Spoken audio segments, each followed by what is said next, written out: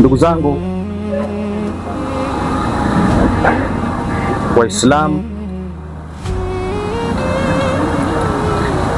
na wasiokuwa Waislamu na wote ambao wamekusanyika hapa, ambapo naamini mna kumbukumbu nzuri kwamba kila mwaka sisi tunakuja hapa kuzungumza na nyinyi, na ndiyo hali ya kikawaida ya kibinadamu nyakati tofauti tofauti kukaa kukumbushana mawili matatu. Tukio ambalo tunalo na ambalo limetukusanya hapa ni tukio zito, tukio la kuhuzunisha na tukio la kuuliza. Bwana Mtume Muhammad sallallahu alayhi wa alihi wasallam alikuwa na binti yake anaitwa Fatimatu Zahra, ambaye mama yake binti huyu ni Bibi Khadija. Binti huyu aliolewa na Imamu Ali bin Abi Talib, wakapata mtoto anayeitwa Hassan na Hussein, na wenyewe wakapata mtoto mwingine ambaye walimuita jina kabla ya kuzaliwa kwake akiitwa Muhsin. Kawaida mke na mume sana sana, mkewa akiwa mjamzito, sasa nikipata mtoto wa kiume au wa kike tutamuita fulani. Naam, nakubaliana. Sawa, wenyewe walijua ya kwamba ni mtoto wa kiume, kwa hiyo wakamuita Muhsin.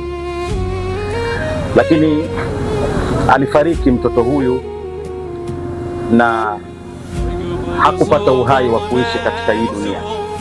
Kwa hiyo watoto wake Imam Ali na binti ya Mtume alikuwa ni Hassan na Hussein.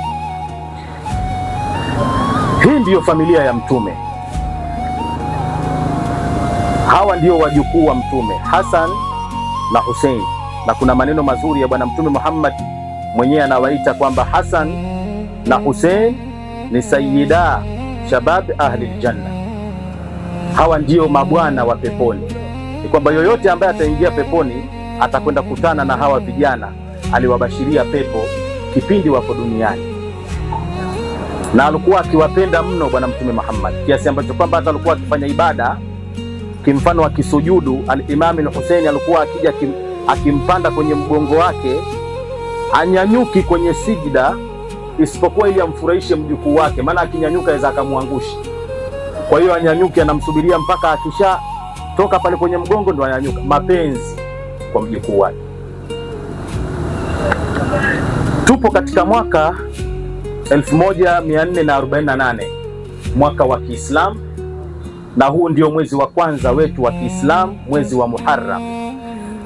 Ndani ya mwezi huu, ndugu zangu, huyu mtoto al-Imam al-Hussein ambaye nimewaelezea ni mtoto wa nani, baba yake ni nani na ni mjukuu wa nani, aliuawa kikatili na familia yake yote kwa ujumla, wengine kudhulumiwa na kuchukuliwa mateka katika mji unaoitwa Iraq, katika uwanja wa Karbala. Walikuwa wanaichukia familia ya Mtume, wakafikia stage mpaka kupanga mikakati na mipango kumuua al-Imam al-Hussein, na wakalifanikisha hilo. Wakamuua kikatili, wakamkata kichwa, mwenye kumpiga mawe, mwenye kumkanyaga na farasi, mwenye kumchoma mkuki. Huyu ni mjukuu wa Mtume ndo anamfanyia hivi. Hawa ndio maadui wa Bwana Mtume Muhammad na familia ya Mtume, wakina Yazid, wakina Shimri, wakina Ibn Muljim, wakina Umar bin Saad. Hili ndio grupu ambalo lilishiriki kumuua mjukuu wa Mtume al-Imam al-Hussein pale Karbala katika mji wa Iraki. Unaweza ukajiuliza kwa nini mashehe kila mwaka wanakuja na wanaozungumza ni yale yale, hakuna mapya? Kweli ni hayo hayo, hakuna mapya, lakini kitu kikubwa sisi ambacho tunakitaka kutoka kwenu ni kupata mafunzo kutoka katika tukio hili, na huenda mafunzo ambayo utayapata katika tukio hili yatakusaidia wewe pia binafsi katika maisha yako. Mimi nikija hapa nikizungumza al-Imam al-Hussein amekatwa kichwa, sawa, kama una moyo mlaini utahuzunika, alafu utaenda utafanya kazi, itakuwa umeingiza faida gani? Lakini lazima katika hili tukio, kwa sababu tukio ni refu, hatuwezi tukalizungumza kwa muda wa dakika 15 au 10, hatuwezi. Na ndio maana Kigogo pale na sehemu tofauti tofauti kuna vikao kila siku vinaendelea kumzungumzia huyu bwana toka anatoka Makka mpaka anafika Iraki kuuawa. Tunajiuliza maswala, alikuwa yeye mwenyewe akitambua kwamba anaenda kuuawa, kwa nini alienda? Zote ni mada hizo, kwamba anajua anaenda kufa, kwa nini alienda akafa? Na hata juzi, kama mna kumbukumbu nzuri, katika vita ambavyo vinaendelea Irani na Marekani na Israeli, walivyomuua kiongozi wa Irani al-Imam al-Khamenei, pia alitambua kwamba nakufa sasa hivi, kwa sababu alikuja akaambiwa, bwana ondoka hapa nyumbani kwako, kwa amekaa kikao, ondoka, jamaa wanarusha kombora hapa. Akasema mimi siondoki, kama mimi nitaondoka mtaenda kunificha nisiuawe. Je, hawa wananchi wangu wote mtaenda kuwaficha wapi? Kama mna uwezo wa kuwaficha wananchi wangu wote hawa, basi nichukueni na mimi nifiche nao, kuliko mimi mnifiche alafu wananchi wangu wafanye nini? Na kweli kombora likapigwa na akauawa kweli. Kwa hiyo al-Imam al-Hussein naye hivyo hivyo. Kwa hiyo bwana mkubwa Ali Khamenei, Mwenyezi Mungu amrehemu, alimuiga nani? Al-Imam al-Hussein. Alipata mafunzo. Uzuri wa sisi Waislamu, hatuogopi kifo. Kifo kwetu ni sharafu, yaani kifo sisi ndo tunakiendea, ili mtu ufe shahidi uende peponi. Sasa wenzetu kule kifo kwao mtihani kidogo, na ndio maana hakuogopa. Na Imam al-Hussein hakuogopa, akasema naenda. Tena cha ajabu, hakwenda peke yake, akachukua familia yake, watoto wake wadogo, mpaka kitoto kidogo kichanga kinaitwa Abdallah Rabi', kitoto chake kidogo cha miaka 6 kakichukua eti kenda nacho vitani. Ajabu. Na anatambua ambayo anaenda kutokea, kwa sababu historia hii ipo zama na zama. Kwa hivyo ndugu zangu, tunajifunza nini tukitoka hapa? Maana mtu anaweza akajiuliza kwamba shekhe, kila siku kakatwa kichwa, kapigwa mikuki, yaani inatufaidisha nini? Lakini sasa kuna mafunzo mengi mno katika kisa hichi kilichotokea, ambayo yametokea kabla ya kuuawa al-Imam al-Hussein. Al-Imam al-Hussein, miongoni mwa mafunzo ambayo tunachukua, alikuwa na maswahaba zake kama 70. Aliwafundisha mfumo wa uongozi, toba na kusudia uongozi wa kila mmoja kujitambua yeye ni nani, anafanya nini, yuko wapi, anatoka wapi na anaenda wapi. Shika hii kanuni ya maisha, ndugu yangu na nisikilize. Kwenye maisha yako yote jifunze hili funzo. Jitambue unatoka wapi, unafanya nini, unaenda wapi, na jukumu lako ni lipi katika maisha yako. Ukifanya hivyo, mimi naamini moja kwa moja Mwenyezi Mungu Subhanahu wa Ta'ala atakushika mkono, kwa sababu utakachokifanya itakuwa unakijua. Na wanasema siku zote Mwenyezi Mungu huzalisha malengo yako, huzalisha mafanikio yako katika umakini wa kazi yako. Lini ulimuona mtu hayupo makini katika kazi yake alafu akaendelea? Unapokuwa strong na umakini katika kazi yako, ndio unapata maendeleo, kwa kutuliza akili na kutumia nguvu kidogo, akili kwa wingi. Maana wengi wetu kwenye kazi tunatumia nguvu sana kuliko akili. Akili nyingi lakini nguvu kidogo. Unapofanya kazi kwa umakini na kisawasawa, Mwenyezi Mungu anakushika mkono. Omba dua katika kazi yako. Ndio mafunzo ambayo Imam al-Hussein aliwafundisha maswahaba zake. Kila mmoja ajitambue katika uwanja wa Karbala, ana jambo gani analifanya. Mimi nafanya kazi hii, fanya hii. Usiingilie jukumu la mwenzio ambalo halikuhusu, utofanikiwa katika lako. Kama umepoteza muda kufuatilia hili la mwenzako, ili lako utalifanya wakati gani? Kwa kila mmoja pasi na kuangalia nani anatuongoza, bali wewe mwenyewe uwe kiongozi wa nafsi yako. Nafanya nini? Natakiwa nifanye, maisha yangu mimi yanafika wapi? Je, hivi kila siku nitaishi au kutakuwa na mabadiliko baada ya muda fulani? Ndio maana Imam Ali ambaye mtoto wake ni huyu tunamzungumzia, ameuliwa kikatili, Imam Ali alayhi salamu anasema, mtu ambaye siku zake mbili zitafanana, mtu huyu sijui tutamweka katika nyanja gani, yani itakuwa hana faida. Yani leo na kesho zote zipo sawa sawa, hakuna utofauti, lazima kupatikane utofauti. Hili ni funzo kubwa la uongozi na kujiongoza sisi wenyewe ambalo tunajifunza katika kisa hichi cha Karbala cha kuuawa mjukuu wa Mtume al-Imam al-Hussein. Funzo la pili, tunajifunza huruma. Kama tulivyotangulia kusema kwamba al-Imam al-Hussein alichukua familia yake yote kwenda nayo Karbala.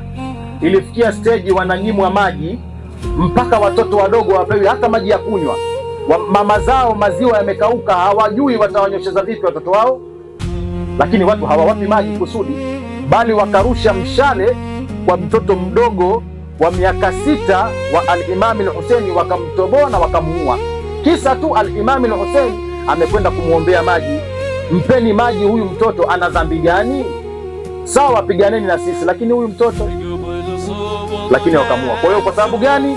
Kumekosekana kitu kinachoitwa huruma. Kwa hivyo katika maisha yetu ambayo tunaishi, hata sisi tukikosa kitu kinachoitwa huruma katika maisha yetu, tutavurugana na katu hauwezi kuendelea. Ukikosa huruma, hautopenda mwenzio aendelee, utamfanyia visa. Ukikosa huruma, una uwezo wa kumfanyia mwenzio kitu chochote. Uweza ukamwona kaendelea kidogo, utamroga, utamhusudu, utamchukia, utamfanya chochote kwa sababu huna huruma. Kama huna huruma, hutomhurumia mtu yoyote katika swala zima la wizi na kumwibia. Yaani ukiona kitu chochote wewe tayari ni chako, utakichukua sababu huna huruma.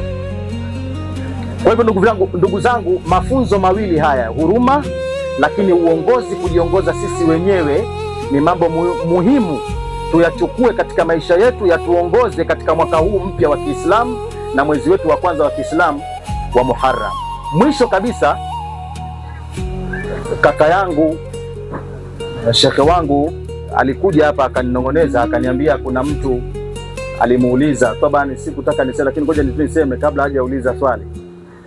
Amemwambia, mwezi huu mbona mnamzungumzia tu Imam Hussein, amumzungumzii Musa? Kuna tukio la Musa pia, amevusha watu wake kwenye bahari, sawa sawa. Tabani matukio ni mengi, na jawabu tu la haraka haraka, tukio la Nabii Musa alayhi salam, kama tulivyosema, tukio ni refu la al-Imam al-Hussein, na sisi tuna vikao vya kila siku Kigogo pale na sehemu nyingine tofauti, mashekhe wanazungumza tukio zima kwa kirefu, lakini sisi tunachukua ile chachu ya tukio, ndio tunafanya nini, tunazungumzia. Ila miongoni mwa matukio ambayo yametokea ni kama hilo ambalo amenisema muulizaji. Lakini pia mtu anaweza akauliza pia kwa upande mwingine huo kwamba kwa nini Imam Hussein? Kwa nini Imam Hussein? Kwa nini sio wengine wazungumziwi? Kwa nini azungumziwi Mtume sana? Ninyi Mashia, kwa nini hamumzungumzii Imam Ali sana? Kwa nini hamumzungumzia Abubakari? Kwa nini hamumzungumzia Uthmani na maswahaba wengine? Jawabu ni kana kwamba vile pia tuna uwezo wa kumuuliza Mungu kwenye Qur'ani, hivi kuna nabii ambaye amezungumziwa sana kama Nabii Yusuf? Nabii Yusuf kisa chake kizima na maisha yake yote yamezungumziwa kwenye Qur'ani. Hata Mtume Muhammad ambaye ndiyo mbora wa manabii hakuzungumziwa hivyo, lakini maisha na historia ya Nabii Yusuf alayhi salam imezungumziwa. Na Nabii Yusuf na Nabii Muhammad, Nabii Muhammad ni bora kuliko Nabii Yusuf. Kwa hiyo kuna siri pale kwa Nabii Yusuf, Mwenyezi Mungu peke yake ndo anaifahamu kwa nini amemzungumzia. Kwa hivyo na sisi pia jawabu letu al-Imam al-Hussein alayhi salam kumzungumzia sana kwa tukio lake kubwa ambalo limemkuta, kuna siri ambayo mimi na wewe hatuitambui, na ndio maana tunamzungumzia sana. Lakini hiyo siri huenda ukaitambua pindi utakapozama ndani zaidi kulisoma tukio hili. Kwa haya machache, ndugu zangu, naomba tutosheke na hizi nukta mbili, twende nazo na tuzifanyie kazi katika maisha yetu. Huruma, lakini pamoja na kujiongoza wewe mwenyewe, pamoja na kuwa wewe ni kiongozi wa nafsi yako kuyaongoza maisha yako. Asanteni sana. Wassalamu alaikum warahmatullahi wabarakatuh. Tutakaribisha maswali. Kama kuna mtu ana swali lolote mawili matatu, inshallah tutajibu. Nadhani kikao chetu kitakuwa kimefika mwisho.